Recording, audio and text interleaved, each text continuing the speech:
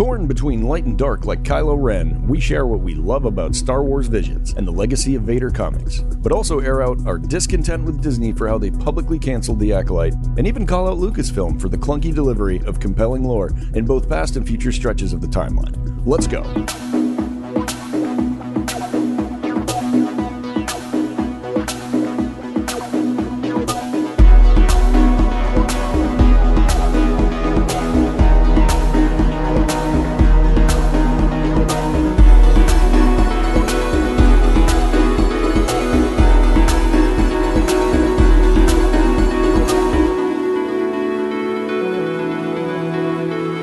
All right, welcome to Cantina Chronicles. This is a weekly Cantina crawl across the Star Wars galaxy, where we have delightful discourse about all things Star Wars, including news, notes, and theory. Synthesizing all media, we contextualize your canon. We are your landing pad for all things Star Wars. Grab a seat at the bar. Contigo. I can't speak Spanish with all of us. I was like, wait, it's plural, and then I couldn't come. Contigo. Yeah. I'm into it. Conmigo. Is that roadies? Is that hutties? What is that? It's definitely probably Rhodian Nikto hybrid. Sure. If you live on the border of the galaxy. Okay. Anyways, let's chop it up. Grant and Adam, how are you doing today? Good. I was doing great. Now I'm doing wonderful. That was amazing. Yeah, doing much better than we're talking Star Wars. Been a long time since we talked some good old Star Wars together. Yeah, it's been a week, but it's felt like a very. That feels like an eternity. I know. Let's be real. Yeah, absolutely. So this week we are going to talk about news. There's one story in particular we'll touch on soon, but we're primarily for the content. We have content. We have plenty of content. We are going to talk about Visions. We haven't talked about that yet. That's been out for a long time. So we'll just talk about our favorites from that.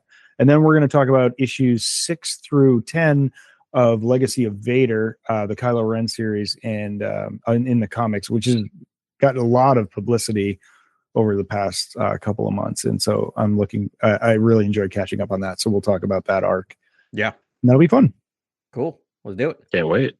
Should give us some fun side combos and lots to talk about. Yeah.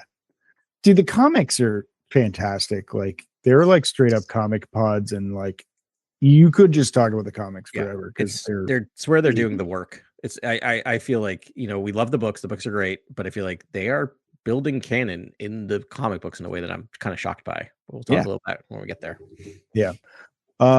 So Grant, you were the one that brought this article to our attention, and I'm so glad you did. Earlier today we had a conversation on our text thread. But we want to take it to y'all because I'm sure you're thinking about the same ideas that we are. Grant, so what was this article that you found? I was just perusing the Star Wars news sites that I usually peruse, and this article just popped up, and it happened to be Leslie Headland's interview with The Wrap. And she was pretty, frank about all that, she experienced making the show and sort of like how it came to be discontinued, which hopefully it does resume at some point. I feel like there's still a way we can maybe see a continuation of this story, because she's honestly, as candid as she was in this interview, like she's still, I think, wants to make more Star Wars. And I think that's definitely what I got out of this. And then it was so cool to hear her insight into maybe why it was canceled, taken off, discontinued, and talking about just sort of the studio system and talking about, how they view content creators and YouTubers and people on, the internet as sort of like part of the fan base and another metric for their, gotta love data and focus groups and everything they're using to analyze the projections of the film. And I don't think it's fair, honestly. It's not what George had in mind when he made Star Wars to start, which was to make just a scrappy, independent space fantasy of your dreams and go to different worlds and explore new characters and sort of like just blow people's minds with sort of action and set pieces they've never seen before. So I feel like Is it's not a corporate decision at this point. Star Wars is an artistic decision. And it's weird that happened. Is it true to say that The Acolyte is the only project officially ever canceled TV show ever officially canceled in the Disney era? Publicly, that's what they said in the article. I but believe that's I true. did trip over that because I'm like, well, things have been canceled. They've just been not A renewed. TV show? Oh, not renewed. It was very They've never loud, been- and I think they've a good never point, actually yeah. used the term canceled. And here's the thing that is very telling, and Leslie does a good job of kind of highlighting that a little bit of like, Yeah. there's a reason why they came out and said this is officially canceled. Yeah. So overall, I just want to say, like, this sounds like Leslie Headland with enough time separation from the fact Yeah. right. to be Yeah. a sublime professional in this Yes. interview. Like, I don't think people appreciate how much guts and like composure and maturity it takes to get like a $200 million creative project that's 100% like your idea get like made and then like panned and then canceled publicly, and not panned like it was like to get canceled publicly and fired publicly. Like, I do the stupidest, most mundane, unimportant creative jobs, and it hurts like a dagger to the heart every time someone's like, I don't like that. Yep. And it's like, this is the world telling you that on the biggest stage ever. So I just want to say she was really well composed in all of her answers. And like you said, like, she definitely kept the door open there. She's like, first of all, I'm a huge Star Wars fan. I'm still a huge Star Wars fan. Right. And she's like, second of all, she's like the YouTubers that like we all on this podcast and other places have been like, I mean, the YouTubers were the voices of hate. And she acknowledged that phenomena and was just sort of like, this is a way to make money, as we all know. And like, that's why they're doing the clicks. But it was like a fresh perspective on it that I'd never got before, and she's like, I subscribe to a lot of those YouTubers. She's like, I'm a Patreon like supporter to a lot of the YouTubers that pan me. And it was like, I don't know, that's kind of interesting that she's in there.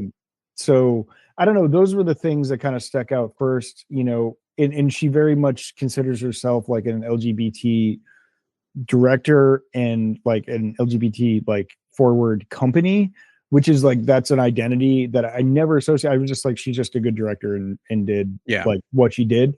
But I was like, oh, like that changed. I was like, okay. And she's like, I didn't even think of Acolyte as really, I mean, this is where we are in our ivory tower in Massachusetts, but like, I didn't even think about like really that it was like an LGBT movie. And I think that was the thing. But she said the one quote was like, the first through the wall get the bloodiest. And that was a new perspective for me as well. Yeah, no, she put herself out there and took a lot from it. And no, it's one of those things where what always speaks to me is the fact that someone has to bring to my attention. Like I think the only white male in that entire show that has any kind of mainstream time is Keanu Mundy. Is the guy is the Jedi who takes the bearish vow is just like floating there forever, right? Oh yeah. That's it. Yeah. That's it. And you know what? Like, to me, that's good storytelling that I'm not noticing those things, right? That it's the characters. It's not who's playing them anyway. But again, was that Tommen? Yeah, Tommen. Grant, your brain is amazing. I only know. No, that's not his name. I'm saying that's his Game of Thrones character. He played that's his Game of Thrones character. No, that's what I'm saying. Is that okay. you remember characters' names from like that's just who he is to me whenever I see him. Yeah. No, that was brilliant. Mm-hmm. What I also keyed into was that Leslie knew that Chimere was going to be this kind of big character that she had kind of planned to maybe use that character to continue, season 2, season 3, keep going with that character. And that just excites me. I really hope that she's brought back to do a movie or the Chimere movie. There's already a setup right there. There's already a piece to get someone in. Yeah, now she's established that character that like they can hang their hat on. But like that was what she was saying was that was the whole point from the beginning was like, yeah, you're gonna fall in love with this dude Chimere, and he's the one that's gonna carry the story forward. And I also, we heard that rumor about like her wanting to do like 4 episodes and 2 feature films. Like that was her idea for this at first, but like when asked about it, she's like, yeah, we had a couple ideas. that we were going to carry forward and we were building to something more, really downplayed it in a sense. It was like she was hyper professional. Just a couple ideas. Darth Plagueis peering out from a cave. Like Yeah. that to me, that's like that's a breadcrumb I want to keep following, So yeah. My major takeaway from this thing, and I was talking to Ben a little bit about this earlier today, is okay. Extremely expensive show to make. Extremely expensive. But the ratings were there. So, and you've never canceled any other show before. I mean, the ratings weren't there at first, but they were there overall. Correct. Well, the episode 5 when yeah, go for it. Chimera goes nuts and just kills a bunch of Jedi. Like, I think I told everyone and my uncle that this show was on and streaming, and you need to watch this one episode. Yes, but I hope that everyone did that, and I hope that's when the Nielsen's hit, and I hope there was a spike there. But the issue is they didn't ever. They had those numbers and then canceled it at some point, right? And they didn't need to. They could have just not renewed it. They also could have very easily said, "We like the numbers we're seeing. The show's too expensive. You can have a season 2. You have half the budget. Figure it out." That happens to every other TV show out there that's expensive but has some ratings. So this is a political decision. This was not a decision based on art. This is not a decision based on direct viewership. This is based on Disney, as they always do, going, "Oh crap, I don't want to be too political and get too much flack." Sorry, I'm just so done with this. Right. And just to like let the listeners know, like the quote, I think it was just sort of like, it was like the royal they, you can assume whoever you want that to be, thought that, that Lucasfilm or whoever was using like that YouTube commentary as essentially like a focus group. Yeah. And I mean, I think we were all kind of hoping that I was personally hoping that they weren't listening to the noise and we're just trying to make good quality films, but they had to. This is confirmation, and like you said earlier, Adam. Like obviously, this was politically motivated, and they were listening to the haters, or like non-politically motivated. I don't know, like anti-political. I don't know. It's like or Leslie wants us to think that they were listening to the haters. Like again, there could be some sour grapes that she's dressing up in a really nice way, and this is her perspective on it. This isn't Kennedy. No. After has Skeleton Crew been canceled yet? Just saying. Well, it's never going to happen. We're never going to see a second season. But because has it been they made a canceled? They made that was never going to be more than a single season. Yeah, but they never said it's not going to be more than a single season. It's it's just whatever. Okay. I don't know what I was going to say. Oh, so this is, and I got to put my social scientist hat on for a second, and then I can just leave this stuff alone and we can talk about whatever. But I'm riled up and I don't know why. But so here's the thing. She said the term focus group. I don't think that Disney necessarily used that terminology themselves, but I think what she was saying is they kind of did. And as a social scientist who runs focus groups, and I can talk about sampling and why you want to not use people who just volunteer as your sample, because you're going to get the people who have the minority of people who have the largest voice of opinions, which is what we got anyway. Largest bias. Yeah. Because here's the thing. I don't know. We've talked about this. That show is deeply flawed. I think that show is deeply flawed, but I think there was so many good things in it that, anyway, but I'm not coming here saying it was way more good than sort of, episodes 3 through 6 are some in favorite Star Wars I've ever seen. Yeah. And the beginning, like right in the middle, it was like it got really fire, but it's it's some of the best stuff. There's the other. I really liked 5, 6. Oh man, so do I. Those are that area. Oh my goodness. We talked about doing like a rank our favorite like episodes of Star Wars television at some point. In that episode of 5, whichever the one where he just goes ham. Then like Adam and I reviewed that spicy one, and you weren't here, Ben. That was crazy. I know that was a fun review. Yeah. Oh really? Yeah, because I got Grant to talk about how Star Wars is able to get horny for once. Yeah, I was like, I think Star Wars can be sex positive in the future. Yeah. I think we can. There's a bright future ahead for Star Wars. I listened to it on a plane home from like Florida or somewhere. Yeah, for some job. I listened to that episode. It was very good. And you're right. Yeah, it was like Chimera, the female gaze. Yeah, thirst trap, but good for them. But yeah, it was steamy. But no, like all of that stuff was really great. It was just something fell apart with like the Virgins and the like, and the sisters. The witches were like, I'm all for witches all the time, and like a different sect of witches. Okay, I don't know. The singing doesn't even bother me anymore. It did the first time, but I don't know. Something like sort of it just didn't make this selling people that like Soul made such a bad decision from the beginning is just like I feel like she needed to point to being like this is not a good like this is outside of general. I feel like I think we talked. No, I agree with you. I agree with you. You understand, like Soul's really the bad guy. There's a deterioration of him over time, but he makes such a flawed decision in the beginning of that series that it's really tough for me to get past it. Like I'm just like a Jedi wouldn't do that though. And it's like if it was clearer to me that like this is a good person making a bad decision. You know what I mean?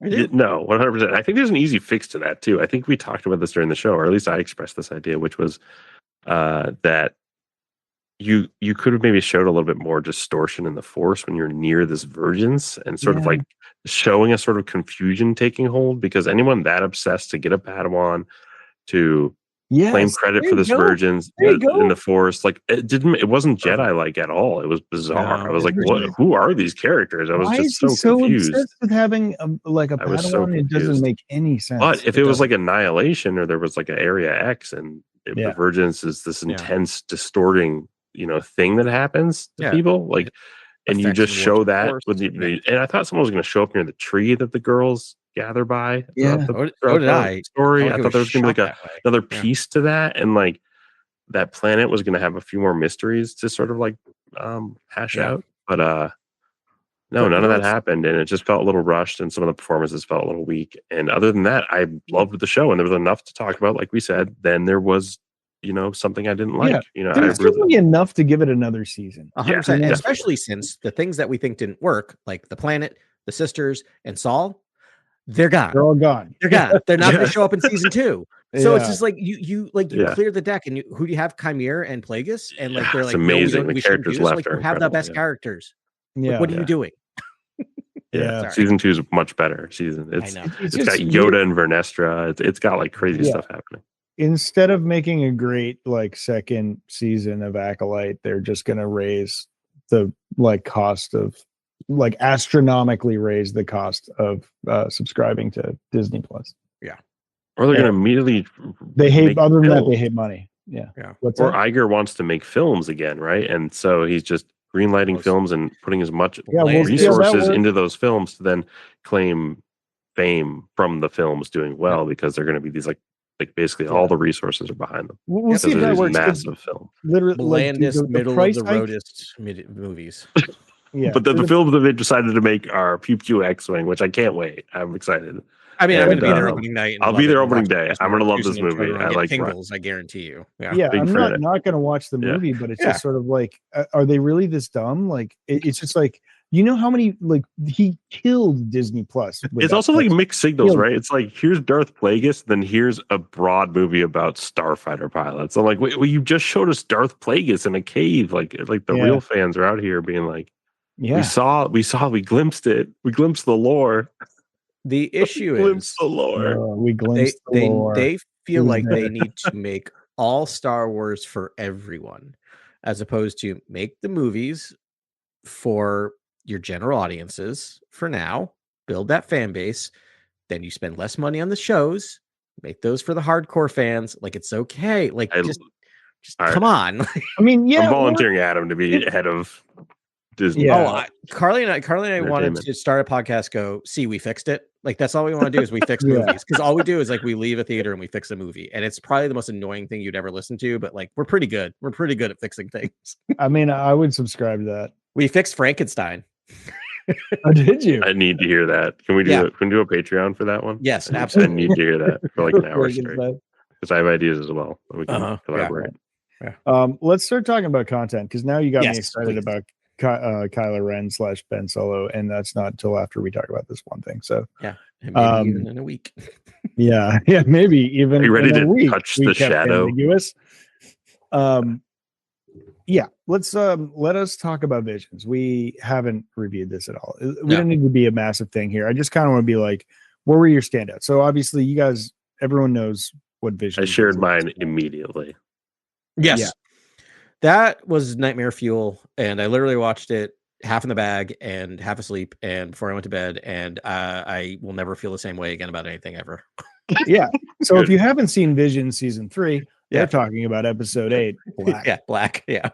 No, it's 9. Episode 9. There's 9 Oh, episodes. there's 9. All right, Weirdly, episode there's 9 9. episodes. All 3 seasons, 9 episodes. Very strange. Strange number. Yeah. You know, Yeah. a nice even 9. Mhm. Yeah, that Grant, I'm so glad you did that because I went in there Same. way more jazz than I would have expected.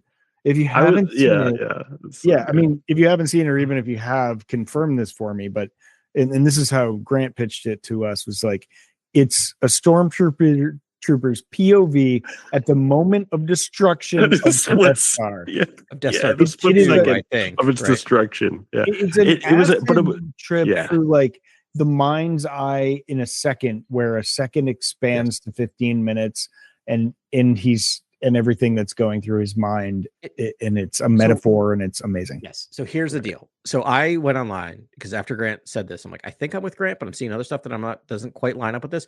So I went online.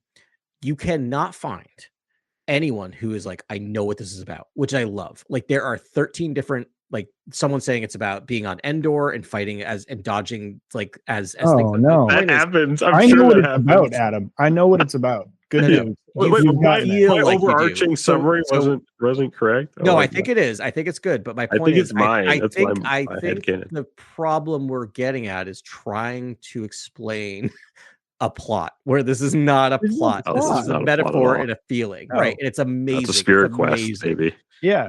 Exactly. Like, it And just so there's like, there's red and green stormtroopers. This is like the dichotomy of like, he's been in war. It's a warrior who's been. It was like, a statement on against evil. fascism too, in a major way. I think Mhm. it was kind of like fascism just leads to death and tears and a life ruined, and and meaningless in death and every meaningless way. fighting, Yeah. and Right, Yeah, and it's him meaningless coming to fight. terms with that. It's like him being like finally understanding his programming, and I think there's like that back and forth where it's like good and evil. It's him fighting himself, and it's like, but it's the good him and the bad him, and like this has been a fight against good and evil, but he didn't know which side he was on, and then like at the end they come together. I agree, and 110%.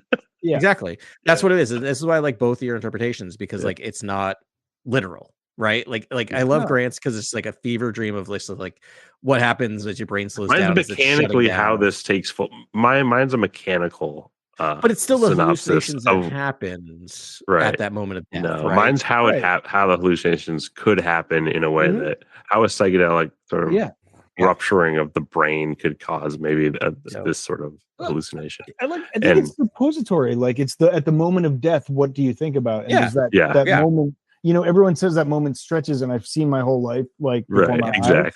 This is that. Like, exactly. That's what I got.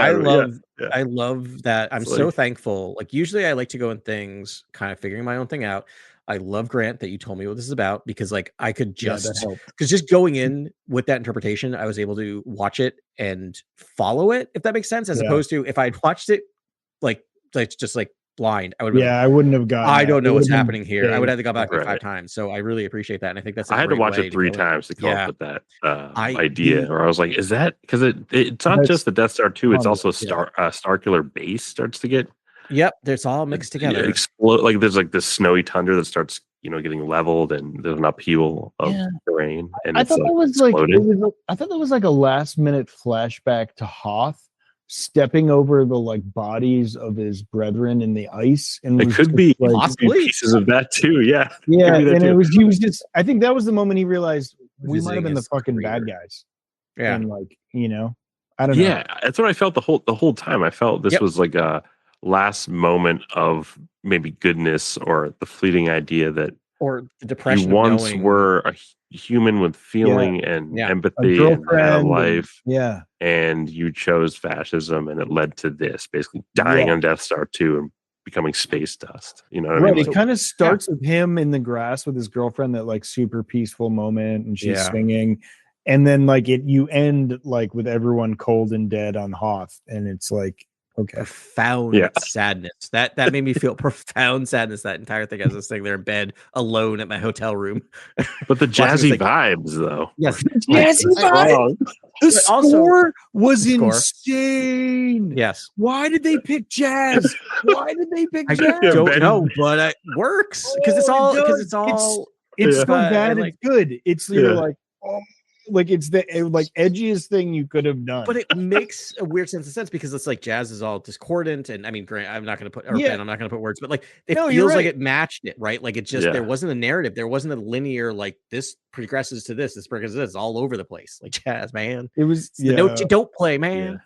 Yeah, but you're right. Like they Yeah. kind of slid notes, and it wasn't like they were playing discordant. But there Oh, was it just- gets psychedelic later too. It's like Yeah, psychedelic psychedelic. jazz. There you go. Yeah. it's Yeah. like the cool. wildest thing you could put it. Because in my mind's eye, like I watched it again tonight. I had to show Jenny, and I was like, in my head, I was like, is it like metal or is it like synth wave? Yeah. And then I heard it, and I was like, oh no, it's jazz. I forgot. It's just jazz. Like It's just jazz. I had suppressed the jazz. And the sound design. So I watched this with my like earpods in, and just like hearing another human, like all the sound design is mostly just him breathing, and Mhm. like it is upsetting. It is upsetting hearing Oh, someone it's breathe like intense. that. And Like, what it's was the one like intense. I've got to run, or what is that like something repeated? like that. Yes, You'd see this in like over. a prestigious art gallery, just playing on the wall. honestly, like, on honestly, loop. yeah. Yeah. Mhm. Yeah. Yes. There's Um, every season there's one of these. Like the Pit last time was the one that like there's one that will stick to me forever. Like I think of the Pit at least once a month, probably once a week. I will I've think gotta about rewatch this thing. that. That one, I'm like, that's another one. That Like I touched me totally up. get this metaphor. This is The a metaphor. Pit. This is a metaphor for slavery. This is a metaphor, and like Yeah. that's Oh, another one. Like shit. I just want mean- to, for particularly American slavery. And I'm like, I just want to interview that filmmaker. I just same with this one. I'm like, can we just get them on the pod, please? Like, All right. Well, let's make Yeah. we'll send them an email, bro. We'll see Mhm. what happens. That would a actually be Star great. War. yeah. Yeah. Talk about a Star War. Yeah, I don't know. It's high art, and that's why it just stood apart from everything. There was a few of these where I was like, wouldn't it be cool if they just went this other way? And they never did.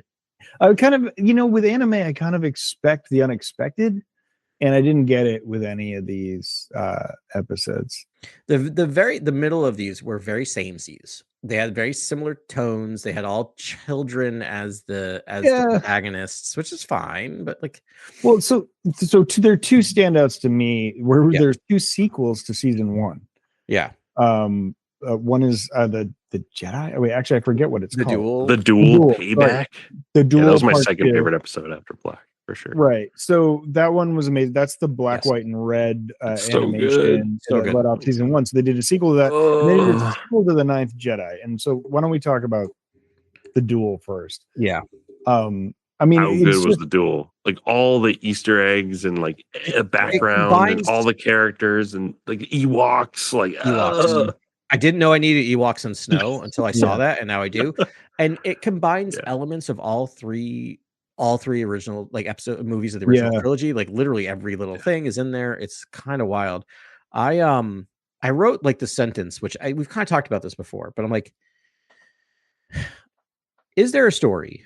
This might open up a can of worms, and I apologize. But is there a story to listeners, not to you guys? Is there a story where kind of like what's going on here, where the Jedi, I mean, this is a faction, this is an offshoot of the Jedi, but where the Jedi kind of as a group going too far, right? Going too far in this way, we become fascists, right? They've gone so far that they're Right. protecting it, that the Sith actually, this is the origins of the Sith, that the Sith actually develop out of the balance of the Force, that the Sith developed as a way to make sure that the Jedi don't fall too far to the side of fascism, right? Like, I think that's an Yeah. interesting idea, which felt like this is kind of what that's saying, right? Like our protagonist has a red lightsaber, and you're rooting for him because the Jedi, quote unquote, is in the wrong. But yeah. he's just a pastiche of like yeah, great warrior films where like a warrior has mhm, trained with all the schools of knowledge, and so that means the Sith too. That means like this is the ultimate badass essentially. yeah. And so to me, I don't look at it past that, and I Yeah. just feel like he's not a Sith at all, even though he may say he has dabbled in Sith training. Like to me, that's just part of what needs to happen for this Ronin to exist. This Yes. super epic swordsman. I mean, it's combining two types of storytelling, right? Which is stories of Ronins and samurai and stories of Jedi and Sith. And those things don't graft onto each other one to one. But I don't see him working with anyone to create the Sith. But I do So I wasn't saying that that's what we're seeing here, but this kind of gave me the idea of like, that's a good idea. Story? Like, it would be interesting. Yeah, that would be interesting. Like, if we wanted to see, for Mangold, right? Or Mangold's probably sequel or sequel. Yeah. Like, how does the Sith form out of the Jedi? And how would the Sith form out of the Jedi? That is an ultimate lore question, honestly. I almost like that they don't necessarily form out of the Jedi; they form independently of the Jedi because it's the will of the Force actually creating. I like that. Something like creating the dark side, like creating its own balance and imbuing people with this balance in order to take down the Jedi, to make them see the good, right? Like to go so evil, they see the good, they come back to being good. I think we've said on this podcast that it actually makes more sense for the Sith to form first. Like naturally with this, so this force, this power has been bestowed upon all the beings of this galaxy, and they understand it. Like it would make sense for the first people untrained, unaware, like undisciplined. Yeah. We use it for evil immediately. Every technology we create, we use first as a weapon, right? We figured out how to split the atom. We used a bomb. Then we made nuclear energy out of it, right? Everything that we do. That also shows the guardian of peace and justice in the galaxy. If it's like the light side has to then step up and stop this bully, right? And then earned. And then that's how the Jedi are born. Essentially, is they have to stop rogue force users. People are like no, or Sith, I don't know, but whatever. So I have another note I want to read. I wrote the Crusaders. Grant must be salivating because they call. I heard them calling this the Crusaders. I'm like, I loved this episode. I was blown away. The whole flashback to the Jedi getting cut in half was eerie and haunting, and sort of like kept. It was just a major part of the story and the plot, and it was kind of this really fun, disturbing sort of POV flashback that you found out who that character was at the end of the film, and it's at the end of the episode. It was great. I love this. This is one of my favorite sequel. This is my second favorite episode of this entire season. Same. Absolutely. Yeah. I just. Yeah. No, I mean it's beautiful, and it's got that Japanese aesthetic the whole time, like feudal, like samurai feel to it, and then of course the other like hallmark is the like bonkers lightsaber, the General Grievous lightsaber machine. Yeah, oh my god, yeah. Well, what did she have? They were like the Sith woman was so cool. But she had like lightsaber like what were they? They were tiny little like. Did she lose her hands or something? Like there's something it came like out of her cybernetic appendage. It's the cybernetic thing, and it turns into basically her fingers almost turn into it was cool mini lightsabers. Yeah, it was wild. Those are hallmarks to it, and it's just it's fantastic. It probably also helps I'm currently playing Ghosts of Yote, so might be why I'm also really in on this. It's called finger lightsabers in that game. No, I'm just meaning the aesthetic of the entire episode. Not so much there's no finger. The Kurosawa grainy textured animation. The filter is just so cool. That game. Yikes! Yeah, I can't wait to dive in. I think January. I'm so deep into the Borderlands 4. You have no idea how deep I'm into it. I'm watching videos every day for that's pickups and like the wolf mechanic in Ghost of Yote is one of my favorite things. Oh, okay. All right. Here we go. It's waiting for me. I know it's waiting for. I have it. Have some wolf friends. Yep. I can play it right now. I'm do it. Actually, goodbye, guys. This has been a great. Ben, come back. Ben. Did you guys see the Bird of Paradise? Did you see episode 8? I did. Yes. That was another highlight for me. I liked that one. Yeah, I like that one a lot. The animation, the story was fun. I wrote literally not sure how I feel about the story, but the animation is amazing. That was kind of what I wrote. Yeah. The story was incredible, I guess. It was about a blinded Jedi and her like journey to like really self-discovery. It was like her last step as a Padawan to become a Jedi Knight. Yep. Combat was cool though. Combat was amazing. The animation was amazing. Yeah, the animation. Combat. The effects they use when she's blind to how she sees the world around her. Yes. High Republic era, right? Because she has a High Republic lightsaber. Oh, I didn't think about that, but you're Yeah. right. Yeah. Good call. I And- really liked her master with the head tattoos. Yeah, What do you think? Looked You a made lot like these the some head Calendar tattoos, Man or from Batman, but don't look that up or look Okay. it up. Did you want to talk about Ninth Jedi? I wanted to talk about Ninth we can. Jedi, man. Yeah, we're kind of going Because- all over the place. It's fine. Yeah. Yeah, I think we just pick faves, you know, like Pick we just faves, yeah. highlight what we want to 'Cause that one highlight. I we don't get want to trudge through this thing like episode by episode. I just want to talk about the awesome things that we love. And yeah, so Ninth Jedi, the first episode, I just rewatched it actually. From the first season, I love so much.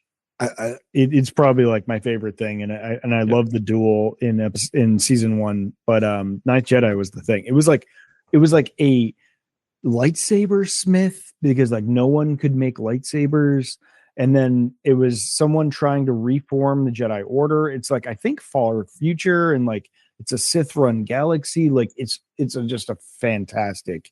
Yeah. Like all those premise, I'm like, yes. And then the lightsaber smith created lightsabers that would be attuned to its whoever the holder, and the color reflected. It was like a mood ring. Yeah, that was The so like cool. color of Yeah. the lightsaber was so it was like, you know, 6 of them lit up red lightsabers, and they're like, oh no, we thought these were Jedi that we were calling, but they were replaced by the Sith. It's how they do the reveal of the stories. Yeah. And one of them comes Good back to guys the or bad light guys. and it turns purple. I was like, oh, stop it. Yeah, Stop it. so That's right. I cool. forgot about yeah.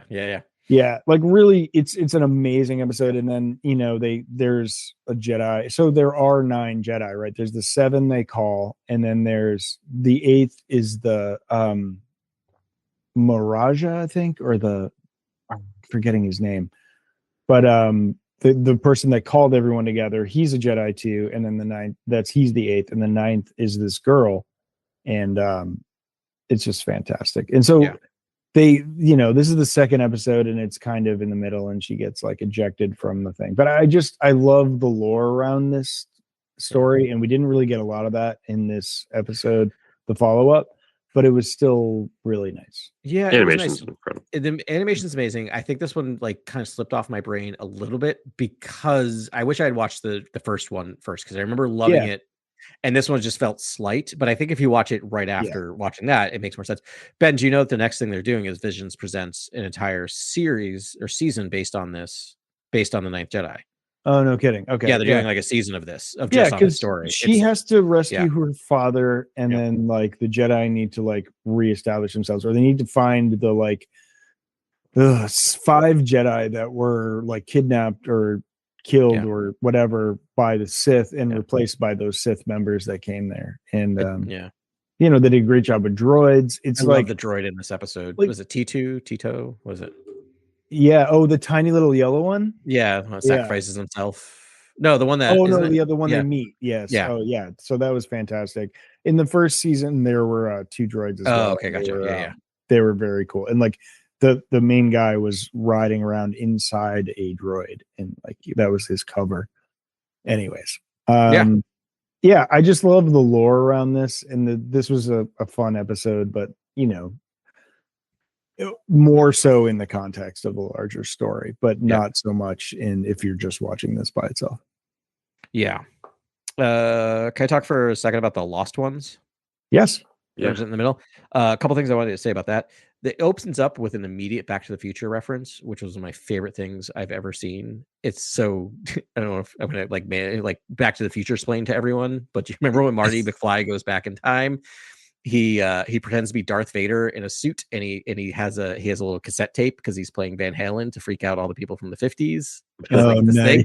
So literally the scene, see them in that suit handing the thing is literally a shot-for-shot remake of a scene from Back to the Future. Anyway, just as like clearly meant for me. Yeah, totally.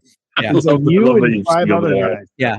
And then I love the idea that this is during the Empire phase, and they're like, the kids are like, the Empire is good, and yet they have a Star Destroyer literally called the Oppressor, and I'm like, that's a little bit on the nose for the name of a Star Destroyer. You think the Oppressor's going to help you out? Yes, right.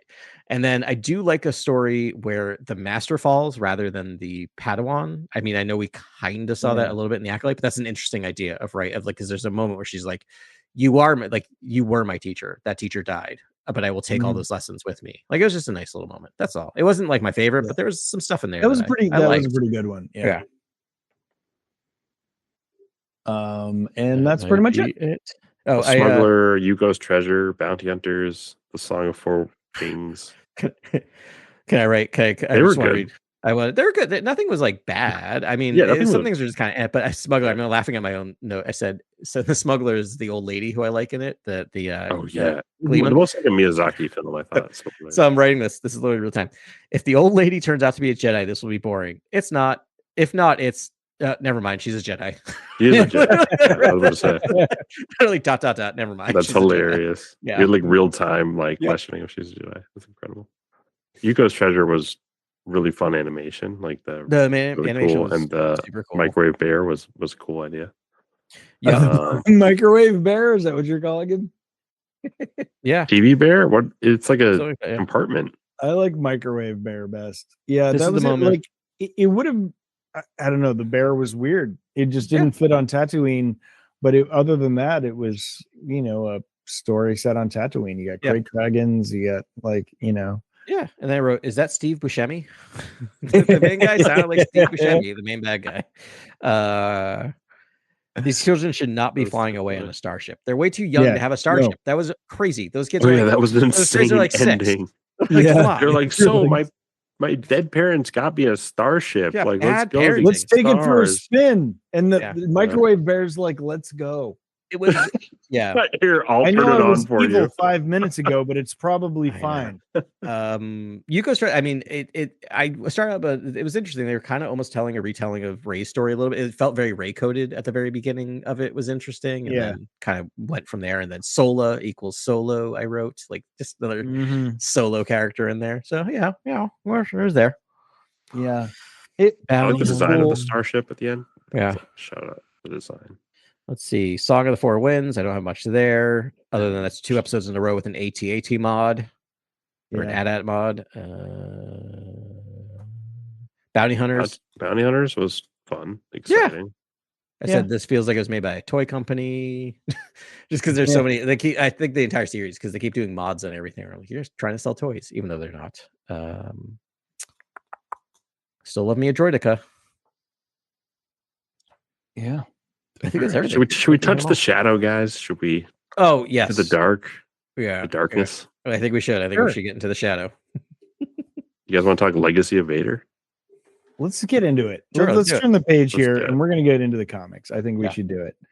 So that was Visions. I hope you liked it. We had some fun parts to it. Yeah. But it was great. It was always good. Okay, we're cleansing the palate right now, and we're thinking Dark Side. We are post The Last Jedi. We are pre The Rise of Skywalker, and we are with the supreme leader of the First Order, Kylo Ren. And his journey for knowledge, and he is being mentored by Vinay, Vader's old butler. Vinay, like, it's so weird to me that this is now canon, because I feel like, did we just meet him in the horror comics, and now in like the Lego things, and suddenly he's now like, there is like now this canon. Yeah, there's now this fun comedic dynamic between them. Where did he make his premiere? Was it Rogue One? He's in Rogue One. That's One, right. I always forget he's in that. Yeah. Yeah, like if he had a feature film premiere. He's like, your warm toilet, sir, and then he leaves the chamber. I'm pretty sure. I remove that scene from my brain every time I watch that movie. Yeah, it's so creepy. It's like just him in a Bacta tank, like naked, like quadriplegic, and then like 9 guards and a handler. Yeah, and you're just like, oh, bro. Yeah, like, can this get any darker for you? Like, oh. So we need the Vader Prestige series. It's like lots of Vinay. It's lots of Vinay. It's just Vinay centric. Like it's from his perspective, and every so often we see Vader just kind of stomping around in the background. Oh, and then like Charles Soule, that effing god of Star Wars storytelling, turned him into a Bomar monk. I know, but also like, he's like, no, you're gonna be a head in a jar, like Futurama, for like this series with.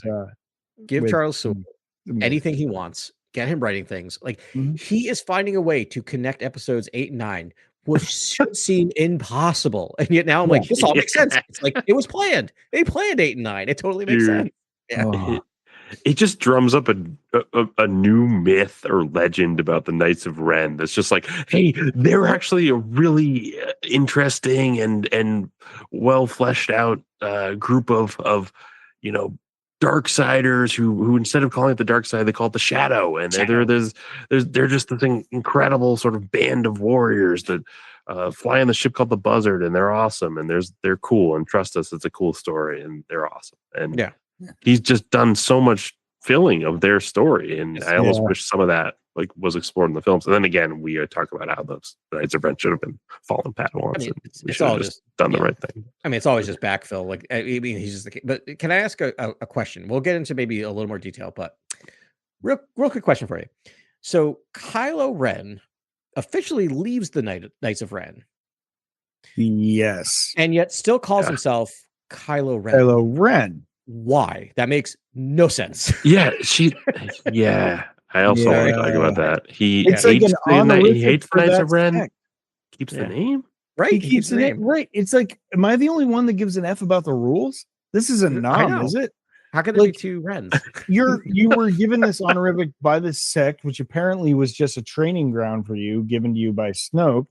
Yeah. And you've graduated past it, so why don't you take a Darth name? Or exactly. Why don't you evolve a little bit? Like, why I never understood why. How do you not get a Darth name? Why? Episode 9? I never understood why the sort of creatives of these films were sort of anti-Sith or had Sith phobia. I was confused by that. I was like, why can't you just learn about the Sith? Like, I was just confused about Kylo Ren. Listen, kudos to JJ for creating another dark side sect and being like, all right, the Sith are dead. Like, they want to be like, Anakin killed the Emperor and he stopped the Sith, so the Sith are no more, at least for this time period, right? And so I like kudos to that, but still, it's just like, if he idolizes Vader and he's not a Knight of Ren, right there with you. Yeah. Right? Like, why wouldn't Darth Vader is his idol? Darth? He should be like Darth Vader. Like, that's what he'd want to be. Or, Darth Madre. I don't know what mother is in German, but you know what I mean. I think probably that. But the other thing too is just like, it's amazing to me that JJ is just like, so in the last movie, we're going to completely bring back the Empire. They've just been literally on ice for like 30 years. We are going to bring back the Emperor. And yet, like, our main guy who's obsessed with Sith and now is surrounded by the head, like the master of Sith, and surrounded by the Empire, is not going to take a Darth name. Yeah. Fascinating choice. Yeah. And he's going to, I mean, this is obviously retconning, and they're like, sort of backfilling all this like Ren lore. And this was wild the way he decided to go with this, because like the Knights of Ren, I was like, they were these, dark side, Force users. They were unbeatable. When they came, it was like, oh, everyone got leveled. But in this series here, from 6 to 10, as we're watching, they're essentially cowards, and they're scattered, and they're self-preserving, and they're nothing more than like road rats scrabbling for the life. They're Tomb Raiders, like, that's all they are. In issue 9, they literally just get thrown into a cell by a dude. I'm like, that's the point. I'm like, okay, you guys are really low on your self-esteem level at this point. Yeah. You're like the Knights of Ren, or like can touch the shadow, and you're just like, okay, we'll get in the that's what Charles wants us to believe. It's like they weren't strong because their self-esteem was so low. Yes. And that's so boring. Wait, Sewell gives us the rain scene, like where it's just torrential rain, and I was like, is this gonna lead to the Force Awakens? I was so excited to like turn the page of a comic book. I was like, it's gonna lead to the scene where they're just staring down to camera, and they're in the rain, and it's after they've killed all these villages or something, and what the village means and how the village plays into the entirety of the story. And it was just a random scene. No, it's just a random scene. He can only do so much. They'll only let him do so much, but he does some stuff. We'll talk about it in issues. Yeah, we need to. We're not even there yet. We need to talk about the Jedi first. But the other thing, I think we're kind of doing it over. But let's just finish up 8 and 9 real quick, because I think we talked. I just really? Yeah, I think with all that, because that's all the Knights of Ren is all issues 8 and 9. But one more thing, Tava Ren, I'm really sick of Star Wars creatives trying to tease Mara Jade. Mara I'm on Jade. to you. Yeah, I'm it on was to so you. nothing but a Mara Mara Jade, Cody. You gave her green eyes, for Christ's sakes. Like, come Yeah. on. with red hair and green Yes. eyes, and it's And like, I'm like, you I know can't she's not. So just do stop it. Stop Was, messing with us. was she a dark-skinned humanoid? Because if she was Nah, literally a black Mara Jade, I'm going to actually throw my. She computer was. I don't on. believe so. Well, no, actually, I do. I have the action figure. She is not. She is light skinned in my action figure. You mean like Real the one. real, like the Real, Luke's the Mara original Jade. one. Yes. The Yeah, OG, but that's what yeah. I mean. So did they Yes. make a black Mara Jade for Kylo Ren? Like, Yes. I mean, no. So here's the thing: the illustrators, they're all taking the piss out of us, to use a Britishism. Like they Yes. know they're just messing with us at this point. Yeah. And I'm like, stop it! Like I know it's Stop never going to doing happen. that. Stop doing Yeah. it. It's okay. Everyone, also anyone listening, Mara Jade's not in Starfighter. Let it go. It's not happening. It's No, fine. we're never getting Mara Jade. They're just gonna tease us forever. No, I know. There's no Mara Jade in this canon. No, it's there's not no. part of the It's canon. fine. It's fine. It's fine. This character looks exactly like Mara Jade. It's not a big deal. Nope. How he reacts to her making an advance on him is like kissing her. The most wild decision I've ever. Like, are you the child of Han Solo? Like, what's going on right now? I think it feels like a Luke move. She literally told him, like, I usually seduce, like, I was going to seduce you. I seduce everyone. And then tried to seduce him. And he was just like, nah. And I don't know. Like, not even like, no, I don't want this. More like, oh, like that's what I read when I read this. Oh, I didn't even see that part. The part that freaked me out was he just walks over to a computer console and he immediately sounds the alarm to kill her and have everyone on board to take her out. And I was like, sound the alarm. A girl kissed me. I was like, this is like disturbing. Like, I don't know what I'm watching right now. Yeah. This is the crazy overreaction. I think that was the point. I think that's where Kylo Ren is at that point. It feels really like school. He got his what would Vader he didn't know how to he did not know how to rule from that throne, honestly. No, it's tough. The comics get to it that he's just this rogue renegade, doesn't even screams that he's Kylo Ren to himself, wants to believe he's this thing, but he's really the light side. He's really just the light inside the exterior, the dark side. I love Adam Driver so much, and I think he killed this role, and I like would love to see him in a film or anything else. But it's like the character of Kylo Ren is such a douche. Yeah, you just can't like him at all. You can't like him. He's just like he made the cringiest, worst decisions his whole life, and it's just like he's like a pretender, and it's like, dude, why are you trying so hard to be something? Your dad is Han Solo and you want to be Darth Vader? Like, let's think about that for a second. He's literally just a Nepo baby incel. Like, that's all he is. That's all he's written as. And they did it in this comic even more. Like, they just are leading into that. He is. Like, all right. And it does make sense. He's like, just like, oh, a girl likes me, panics, and like calls the cops on her. Like, and he even has like this like sports car, like this luxury like Sith silencer or whatever it is. Well, he has a couple. He has the silencer, and he also has that troop transport Lambda class. The shuttle he has. The Ren's shuttle is that's an underrated design, like, dude. Yeah. They show that in it's in Force Awakens, and I love that Soul brought it back for this because it's a sick shuttle design. There's just some like petulant douchey kid driving around a Ferrari, and you're just like, what? Like, who is this kid terrorizing the neighborhood? Like, this is like, you can't like that character. And the thing is, he keeps getting punked over and over again too, which is just like, oh. So let's talk about like the first two things. He runs into, I don't know, for whatever. Vinay is like, yeah, go kill a Jedi or whatever. I found a Jedi that no one's found before. Right. And it is kind of. This is after the assault on Corellia, though, that I wanted to talk about because I like to keep track of battles and things like that, which is the First Order strike Corellia, and they want to take control of the shipyards. And they want to resume production of assets lost in the destruction of Starkiller Base. They succeed because Kylo makes like the direct assault on the HQ tower, whatever. And he does like a trench run on Corellia, which is for super fans. That's kind of awesome. It was cool. And then we get to the whole Vinay being like, I found a Jedi in latte. Yes. You can go latte? Like latte. I'm gonna go with latte. Yeah, Double shot. Is either latte Double or shot, bone cappuccino. dry. Yeah, it was one of those two. Maybe a mocha. But yes, Frappuccino.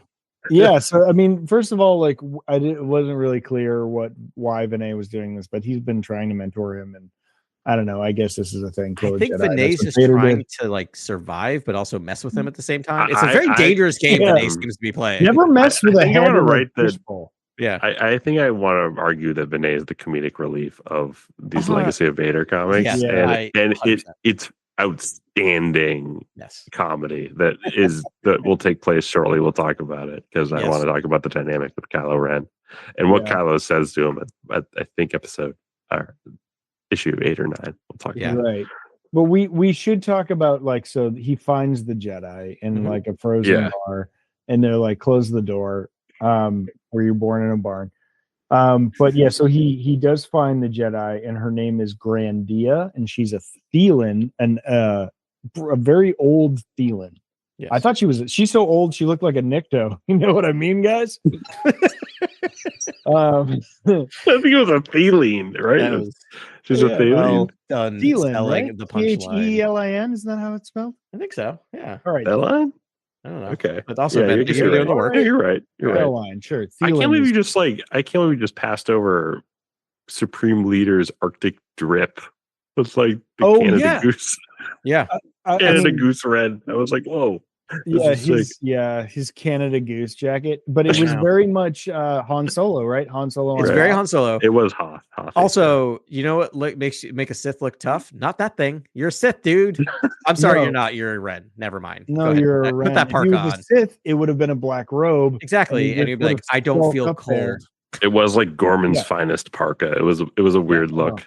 It was a weird look. But I mean, obviously, I think it was just an homage. But he finds Grandia. No, it was very. I love that. There's a Thelan who does look quite old because she's been surviving. Order 66. I think she regrew her leg because she didn't have a prosthetic at the end of the thing. But yeah. Anyways, that's neither here nor there for this part of it. But she essentially just punks Kylo Ren, and and the real question is, was she ever really there? Right. Like when did the mind trick set in? Right. Right. So Grandia, great name. And I'm sorry that I might be massacring that. I thought that was an honorific too. I was like, hey, grandma, but it sounds like it's your name. Grandia. Yeah. Right. But yeah, so she survived we get her backstory, and she survived Order 66. Mind tricks only. She's like, that's how I did it. She destroyed her lightsaber. Yeah, destroyed her saber, and then just relied heavily on mind trick only. Yeah. How did you feel about this, Grant? Because I feel like you're a big mind trick guy. I am. A big non-lightsaber I think guy. So. For a lot of ways that you can do sort of fun cinema like tricks and move the camera and do fun stuff. I think mind trick is something that I think there's a lot of potential there. I think you can do a lot more with mind trick, and I think these comics show just how much a character can use that ability in different scenarios, and sort of how that can look different, how that grow can that ability, grow that ability, but also the toll it takes. The fact that she gets a bloody nose after tricking the Inquisitor, right? Like that's wild. The other thing is the thing I loved about this, and that Sewell is doing that. Like I feel like I don't know if he's like slipping it in because like no one's paying attention. He's like building this lore, because he actually starts talking about how the Jedi felt about Jedi mind tricks before the fall. Like she talks about how they feel like it's just a trick, and the Jedi look down on the use of mind tricks. And I'm like, that's fascinating. Right. And I always, it's interesting. It's very interesting. Yeah. Because you know what? all right. So this is my own headcanon on this. Yeah. They're diminishing the value of the Jedi mind trick because it's secretly like a dark side. It's dark side. It's very dark side-ish, right? I feel like it's just a wee trick. We're just gonna do a wee trick on the mind, but it's like, you're kind of doing some dark stuff. It feels like we watched Kylo like reach in and pull stuff out, and like, isn't that just the reverse of a Jedi mind trick, which is putting something in? Like, well, she does make two clone troopers fight each other, much like call back to Visions, but she made all the clone troopers fight each other. Yeah, that's right. Yeah. Yeah, that's incredible. She even becomes so skilled at it that she's able to mind trick Hutts and Toydarians.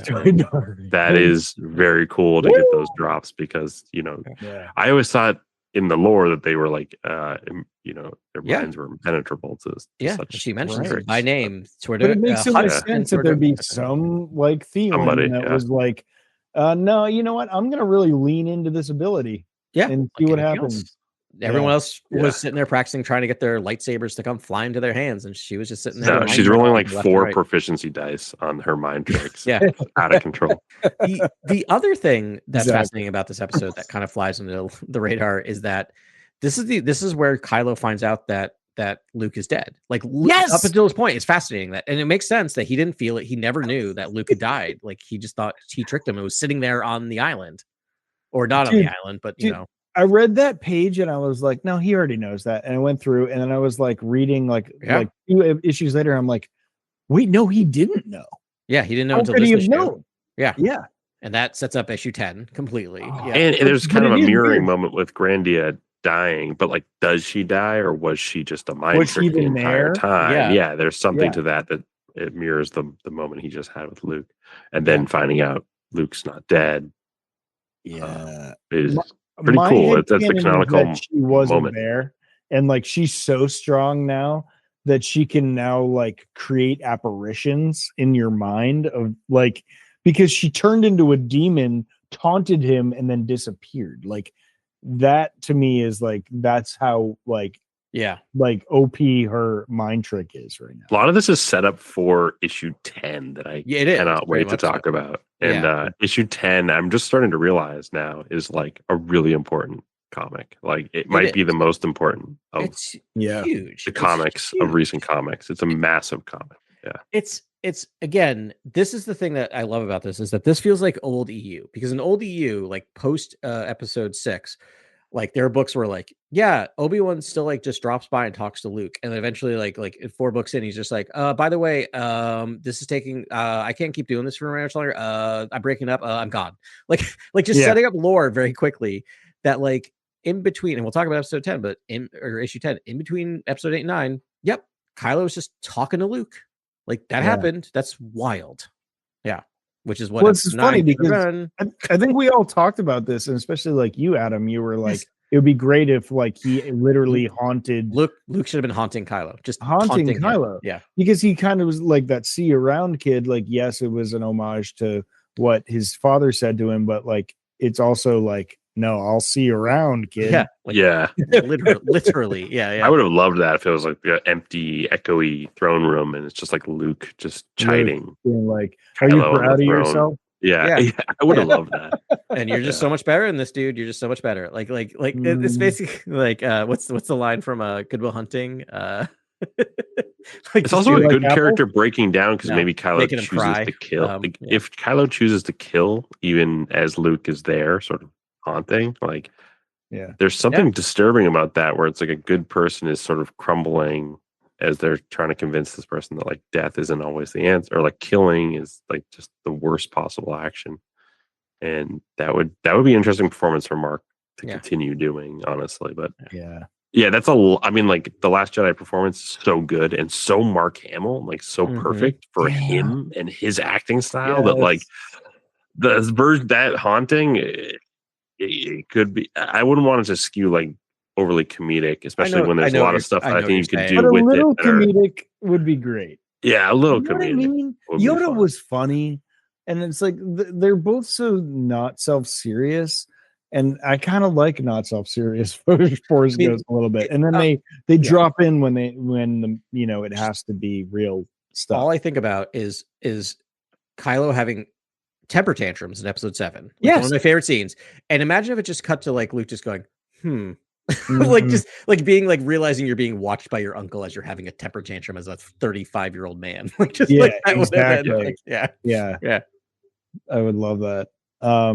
So did we already cover the middle episode? Oh, well, it was that was the Knights of Ren. So we're kind of jumping around. Tava Ren and the exploration of that character. And oddly, we did not plan this out, but I think this is the right way to cover it, because 8 and 9 just seemed like this like we're going over here, but really like episode 10 or issue 10 feels like a sequel to issue It was a lot of weird, deep lore for Knights of Ren, and I just wanted like final statement on it. Like, go for it.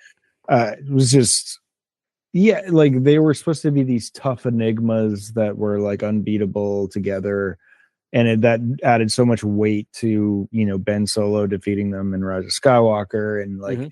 Yeah, they were never fleshed out in the films, but they were who they were, and they almost killed Chewbacca. They captured Chewbacca, like that's a thing. Like, and then in these two, how did Chewbacca not just own those Knights of Ren? Like, I don't get it. Right? Yeah. Exactly. 5-minute fake out. It's one of my anyway. Whatever. Moving on. Yes, keep I going. I would take Chewbacca against 5, 4, 6. Me too. I would take him against like 10 Knights of Ren. Yeah.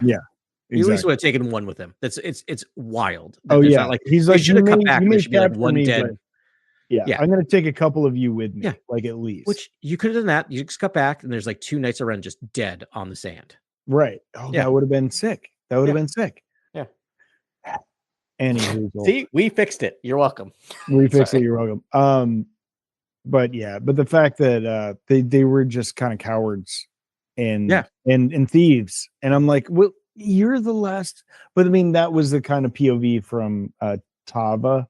It was like, what? How far you've fallen? Like you were this thing, and now you're kind of nothing. Right. It's a boyfriend who comes in after meets a girlfriend who the last boyfriend treated her so badly. Like it felt like that, right? Like yeah. Your self-esteem has been wrecked. What happened to you?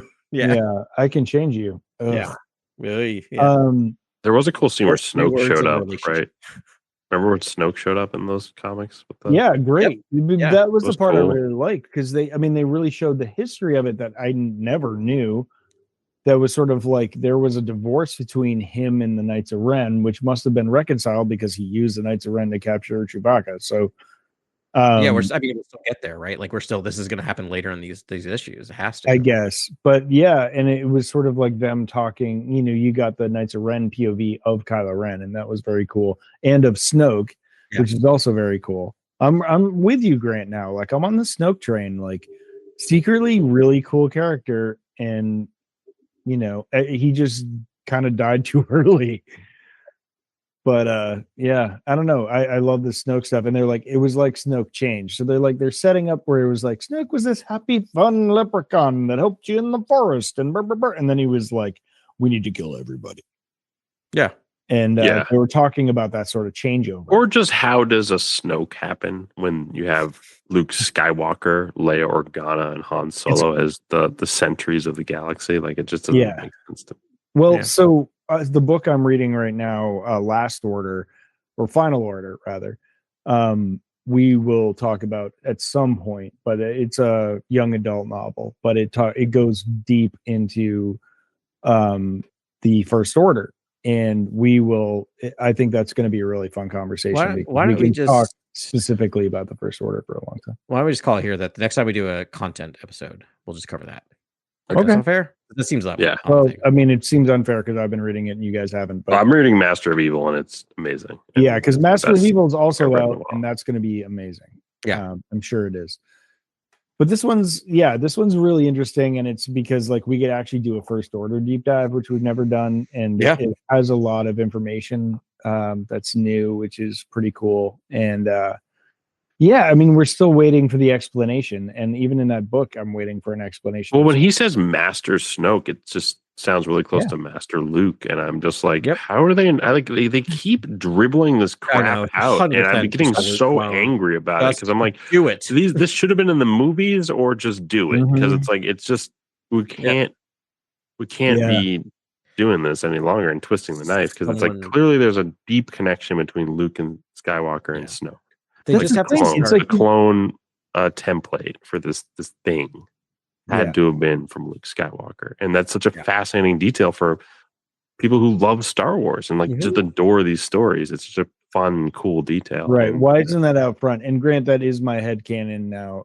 Same, because you've said it. I mean, you've been saying it for literally years, even before this stuff came out. We started the pod, I think, but and then it was validated by a comic. The pretty Greg much. Pak comic where we saw the hand being harvested. I think, like you guys, it's Michael Arndt and George Lucas who in their first drafts for these sequels was it was this hand that was kind of floating through space. Yeah. And then JJ was like, how about no? And there's someone just in power and we're going to be vague. And then that's fine in the first movie, actually, because it's supposed to be in media res. Yeah, the second movie, second movie has to then start to divulge a few things that are like, oh, how did this guy come to power? Who is this guy? Whoa, this guy's guy's basically the mirror of Luke. It's like for Kylo. That's on Ryan Johnson. That's cool. Kind of like they did in the original trilogy. Use the second movie to reveal big secrets and kind of tell you what's going on. But the thing I was going to say about this is that it's been so long. And they need to, blank or get off the pot with this stuff. And someone just needs to start making decisions and let them do creative stuff, because eventually they're going to reveal this. It's going to be like 2-3 years from now. And the three of us are going to be like, yeah, we know. Like it's going to be so anticlimactic by the time they finally reveal that. It's going to be like deflated. Yeah. Like, yes, you could have done this 7 years ago, literally 7 years ago. We could, we were talking about the Mandalorian movie before we started recording. Adam and I were, but it's like it runs the pantheon where from or the spectrum of it could be just a standalone action story that has no influence on the lore at all. Yeah, that's my feeling. Which is where I'm closer to that end. And then, or it could be it's revealed that Snoke was actually cloned from Luke's hand. That's how far the spectrum is on a full heir to the Empire level. Yeah, it could really exhibit what the connection between the Mandalorian era and the in the First Order era, or it could be the introduction, the reintroduction of Rook or something. It could be something that brings something to Thrawn that helps Thrawn. I really think the Thrawn stuff is all Filoni's, and then the other side, the Mandalorian is all Favreau. I'm just thinking about a cool creature that would fit in this creature feature that seems to be the Mandalorian Grogu. I think it's just more Favreau monsters, man. That's what it is into everything. I don't know. I think that trailer was just meant to hook casuals in. Yep. But it what I saw was more of Mandalorian. It was just some random creatures and some fighting Imperials in trivial battles, and the Mandalorian being What if it's riding the Mythosaur by the end of the movie? Is that big enough? I'd love it. I love it. I don't know. It would make sense based on. It makes sense to me if it's Mando and Grogu on the thing at the end. It's they are the epic duo. Do you remember we were 6 months out from episode 9, and we probably spent every single episode talking about what are they going to do? What are all these we're speculating? I don't know what's going on with me today. I'm very happy in my life. Things are going great. Everything's wonderful. Cool. So I just want to say that before I say this thing. I have never been less excited about a Star Wars movie coming out, and it's 6 months away. And if it was 6 months away, I'd be literally counting down. There are Anzellans, Adam. Counting down the days, and I don't care. And I'm gonna go see it, and it's gonna be fun. I know I'm gonna like it, but I just can't get excited about this. I feel like I'm broken. And I love Star Wars. I still love Star Wars. I love reading the comics. I love reading the books. I love watching the shows. You're still hosting a Star Wars podcast. Exactly. That's not me trying to be down. What about the Road to the Hut? Don't care. I mean, yes, there's elements I love. I just don't care. I'm not excited. Right. Jeremy Allen White. Maybe I'll get there. I'll get there. Are you ready for that? Right, Jeremy Allen White as hot. That's actually I'm in. Because you know what we love about Jeremy Allen White? Get the spice of flowing. His voice is the thing that get your Rhodium spice drinks. Get in that theater. Casting famous people as voice actors. Cast voice actors as voice actors and cast famous people as people. Sorry. Yeah. I'd much rather him be a character. Yes, 100%. And I love him. And I love the Bear, and I loved him in Shameless. He's a great actor. Well, this is going to show his range, Adam. And won't we be sure? He's just going to sound like a Chicago. I mean, he doesn't have range. Every single show he's ever done, he's in Chicago. Oh, this is not going to be a Jeremy Allen. I love him. I love him. I love him. He's great. I forgot. That's right. He's also Bruce Springsteen. He does a wonderful job. I haven't seen that yet. I bet he's amazing. I think he's very good. I'm slagging on him because literally in Shameless and The Bear, I think those two shows take place within 4 blocks of each other. Yeah. He's still great. He's going to win an Oscar at some point in his life. He's an amazing actor. I've really always liked him. Sorry, Jeremy Allen White. You're great. You have my steel. There's ATs in the snow. Yes. Yeah. Yeah, that's also happening. Yeah. There's creatures in what looks to be like a battle arena, like some planet. Sure. Yeah. Remember when we saw them fighting in a There's boxing ring with sewers. There's Gamorreans? sewers, Adam. These are all things There's we've sewers. seen before. Yep, exactly. Literally in. Gotta stop saying literally. Can you next time I say? Can you just like yell at me every time I say it? I don't know what's going on in my brain. I mean, I can't tell the difference if you're using it right or wrong. So By the way, there is no right or wrong because now in the dictionary literally has two definitions, which is literally and figuratively both mean literally, so it means nothing. Literally nothing.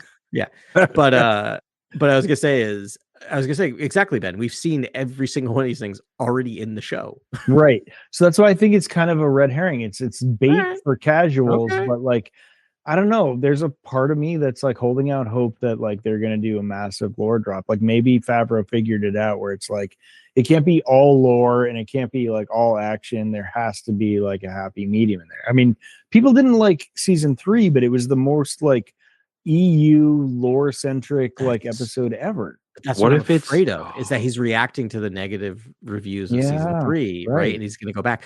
But what I will say, trying to talk myself out of this because this is what I do. This is why I need this podcast. This podcast saves Star Wars for me every week. Is that I was thinking about like Iron Man, right? You go back to 2008 Iron Man that brought in casuals, and yet I was sitting there going, "Oh, that's no, but this is going to be like Iron Man 2." Thing. Well, you know what I mean? Like, no, what? Explain that to me. Iron Man. He already made Iron Man. That was like launching this series. But Iron Man 2 was like one of the worst Marvel movies. That's what I mean. That's what you mean. Okay, you're also down on it too. Is what you're saying? Okay, good. That's what I mean. I mean, not good, but like, I understand. No, I just worry that like Favreau's the type of guy that would be like, "Oh, the studio wants this. Okay, I'll make it for him."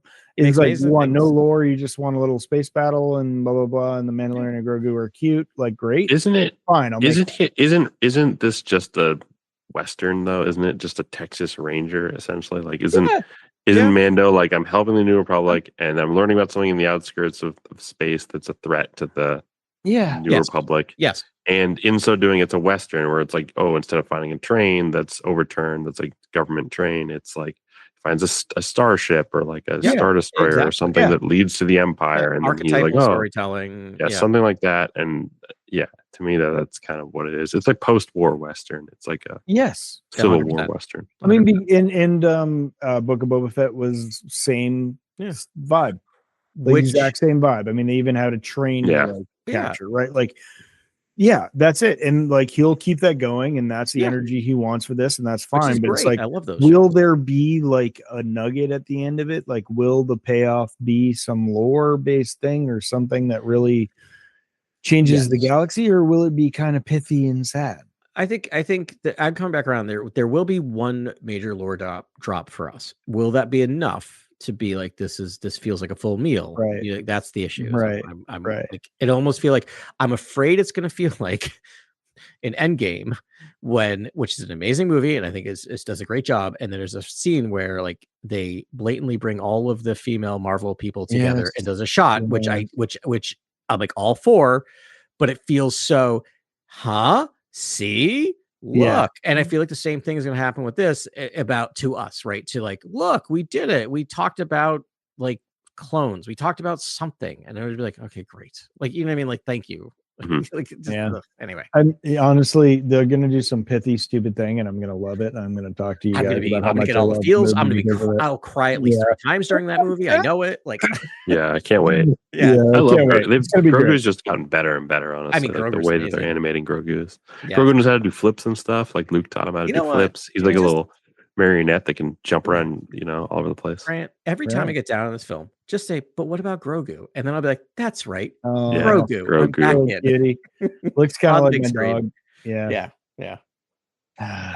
Okay. So Kylo Ren goes to the light side of the Force area and like talks to people. Okay, mind blowing. Yeah, mind blowing. All right, so let's just go through the sequence. Real quick. No. We need to talk about this because I said this is the most important comic. You're not right. I was basically like, this is Kylo Ren's cave moment, and his cave moment is within the meditation chamber of Darth Vader, and I was blown away by what happened in there. I was blown away, honestly. Again, it's another example of like I saw that first happening. I'm like, oh, come on. And then what they do with it, I'm like, yep, nope, perfect. That's amazing. It was perfect. I was like, oh, this is what would happen. Can we just back up a couple steps? So first of all, so issue 10. Yes. We're in Vader's castle again, which is just like Kylo Ren in Vader's castle, like anyone in Vader's castle. I'm there for that. Love it. But then like, so he's like, I need to like, where's the good stuff, Vinay? I need like the locked vault. He's like, yeah, sure. It's right through there. Goes in, and I had like my campaign moment, like where I went into the cave and Grant composed, and I was like feeling that, and like everything swirled, and I'm like, oh, he's going into the cave and all that, and it just spits him out. It spits him back out like the way he came in, and he was like, wait, what? Yeah, and it didn't let it, and like they're like, okay, so you're defeated by the cave. He's like, but you know where your grandfather really liked to go, and then like as you said, Grant. He sits down in the Darth Vader's meditation, like hyperbaric chamber. Yeah. That's when it gets real. Then it shuts, and it's that white space, right? But all of us could hear the sound, right? Yeah. Like literally, when you see that, I can just hear the sound of the thing coming down. Yeah. It shuts and stuff, and then and then him getting transported to that like swamp, that ethereal swamp realm, and getting dragged down by chains that turn out to be spinal columns connected to heads of everyone he's in his life that are he's his grown mother, distant from, Luke, and who has died. Father, and and then he's like just being, well, I don't know. It's a bad into the swamp. Trip. It's so great, perfect timing, by the way. This is the October issue of this comic. It's like they had their Halloween issue planned. And it was so dark, and like, and he's getting swallowed up, but like he's still like conscious of what's going on, Kylo Ren, and it's like it's a total nightmare scenario, and he's just like he's focused. He wants to find Luke, his master, and so to I don't know, trash on him or whatever, and troll him, and he's and he's like, Luke wouldn't be here, and then he taps into like his feelings of Luke, which subliminally are light side. And he's able to get to this apotheosis land, which, Grant, I was talking to you about today, which I was on text. I was like, oh, well, like if, World Between Worlds was that, then that's a thing and it has rules. But this was not that. This was like a valley. This was new lore. This was lore of like where the Force goes. Lore. This is why Adam brought it up. It's like shocking. It's like where the Force goes congregate. This is where they hang out, chilling around in like Jordan. And there's like elder Force ghosts that are like talking to Luke, like, "Are you sure you want to talk to this guy right now? I can put him on hold. I can send him back." I was just like, be like, "Wow, have a nice dream." I was like, "Who is this elder Force ghost who is not shown? That the face is hidden." In the comic, but in my headcanon is buckets of blood.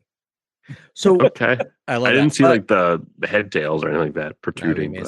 But there's a moment where he says, I come from a long line of teachers, right? And he turns, and there's three figures behind him.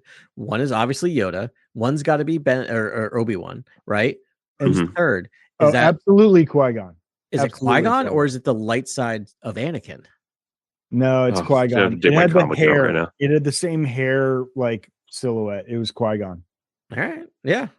Which is interesting, right? Like, which would make sense, right? Because of the lineage of all those masters. Literally, the missing from this picture, Count Dooku. He's the missing link between Yoda and Qui-Gon, but that's okay. But I probably not there in the realm. I think I see what you're talking about, Ben. I can see the gun, right? Definitely, yeah. I don't know. That's my view of it. No, I like it. And then Kylo interacts with Luke Skywalker. He's canonical first interaction after The Last Jedi between the two characters. Amazing. Is this the real reason why the Hunt for Ben Solo was canceled? I'm just kidding. No, I love this interaction. I think this points. I thought the tone that Soul used here was perfect. I think that's exactly how Mark Hamill would have played it.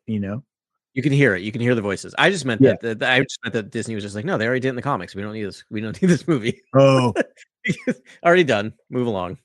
It was a little bit like, or it was a little like over, kind of like an over communication when he's like, "Oh no, I killed myself. I sacrificed myself for my friends and to, save the galaxy or to instill hope in others." And I was just like, I don't think you even need to explain that to him. Like, I feel like you should have just left him just like lost in the sauce of like that move you did, because that thing was awesome.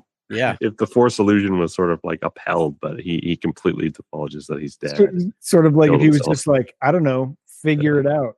Yeah, Yeah. kind of. Yeah. I would have loved that, I honestly. didn't, yeah, no one. It's al- like that there's things also about the would've Force been- you don't Figure it understand, basically, or something. It also been a very Luke in Episode 8 move to say Yeah. that, right? I'm just like, no, you figure it out.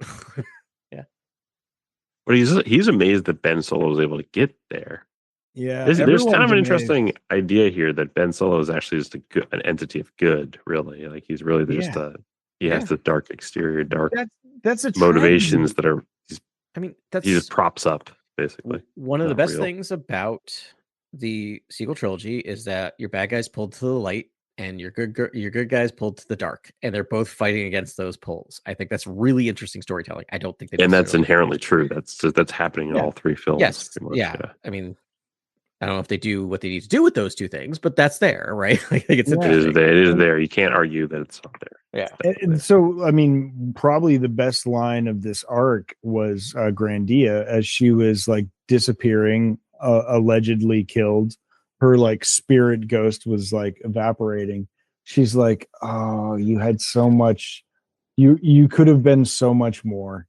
Yes, Yeah. yes, that was She gets some. devastating. That was Yeah. that was the mirror Savage. Force illusion moment where he gets Yeah. trolled even harder Yeah. by her. Yeah, Yeah. for sure. Harder, and it's like, and that's the whole thing. It's just like if you had just like followed the will of the Force, which was to be a light side Jedi and just be good and like do your best, like you would have been amazing. And the Galaxy Um, probably would have been amazing too. Like that's That's the wild another thing. thing I never really understood is sort He of could have stopped the First Order by Yes. himself if he was light side. Yeah. Yeah. 100%. like I get fighting back against Luke in the hut, and I know that scene works for a lot of people. And sort of that his turn.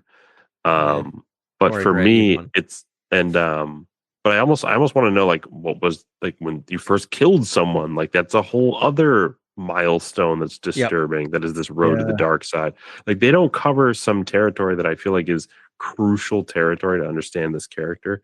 Yes. Yeah. And I think Sewell does it in previous comics. Kylo Ren He one-offs. does. This is he kills one I- of his classmates, and He does Yeah. kill a classmate, in the cave or something. I'm gonna happens. say something, and I apologize to any of our listeners who are Christian and religious, and I don't mean this as blasphemous, but it feels similar to like the missing years of Jesus, right? Like literally in the Bible, you go from like he's like a kid to 33 or like in his 30s, right? And he misses Yeah. all those formative Yeah. years, which fine, your religion is your religion, but it feels very Don't you similar. want to know Like, how the son those of are Han formative Solo and years. Leia Organa Right. killed Yeah. someone? Like, Like yes. what would bring someone who's the son of heroes to hurt somebody? That's they don't want to. crazy. They don't want to explain it because it's too hard. Because it's too explain. hard. It's too much of an Yeah. epic Or in that it's point. even- It's too. it's It too brings so hard. much emotion. It's Yeah. so Too powerful. hard, or It's they're not family filing it fourth off because quadrant. they feel like they might be able to make a show or a movie about it at some point. Really? That's the stuff that bums me out. I feel like If they had a deft enough hand to do it, you could definitely. It would be a fascinating. It would be a I mean, Breaking that maybe what the Bad hunt show. for Ben Solo was. Honestly, it could have been that idea almost of like what drove this person to Oh. kill and be dark side, and then I don't know, be a serial killer essentially. Like So- it's Right. crazy. Like how does the son of heroes? How does it happen? So It's pull it obviously all the way back. possible. It's obviously mythic, but yeah, the myth has to feel Yeah. inevitable and powerful, and it didn't feel Absolutely. that way at No. all. It just felt No, like it a just feels petulant, like a annoying tragedy. douche who Yeah. just Yeah. didn't care about having a tragic outcome with It their was like- father it was- only and not their mother, which was insane. I was like, that's insane. I was I like, that know. doesn't even I make know. sense. I know. I just Like- to pull it all the way back to our first Yeah. discussion.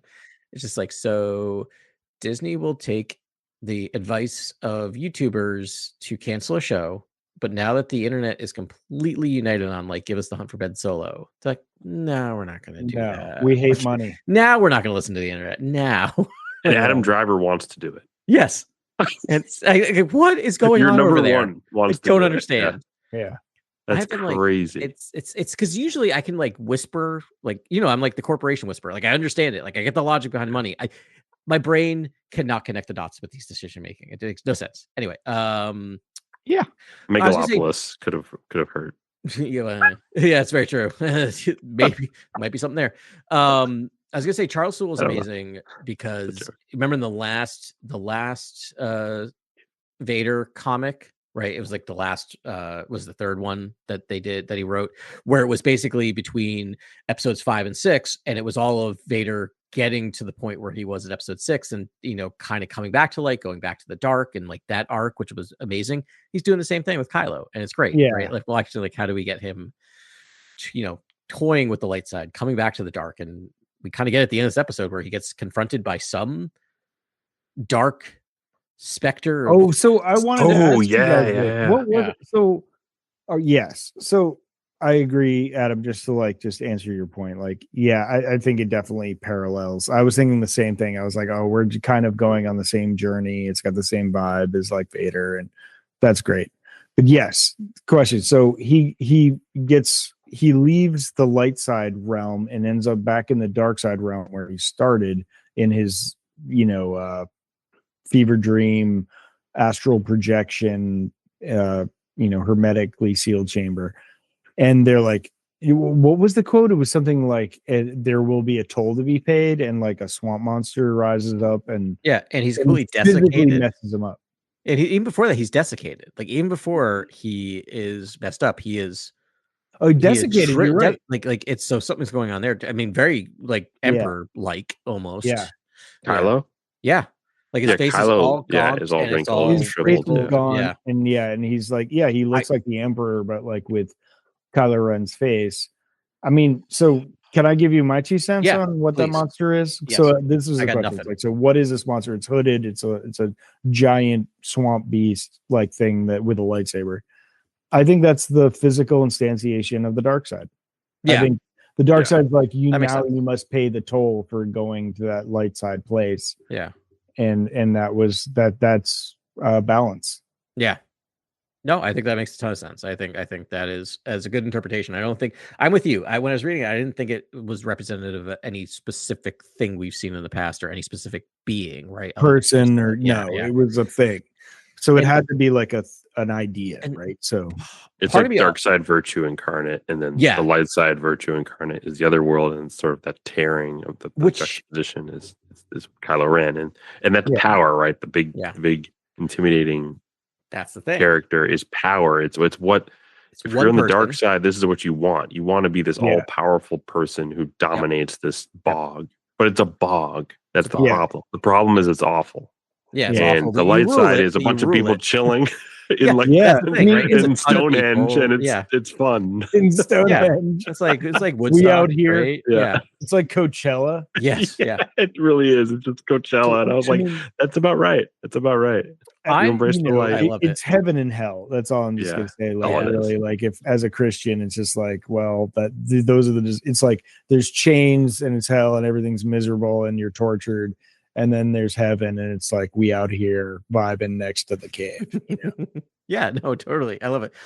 I'm also wondering. My thought is there's a moment before he steps into the egg when Vinay is like, your grandfather would go in here for hours or even days. Right?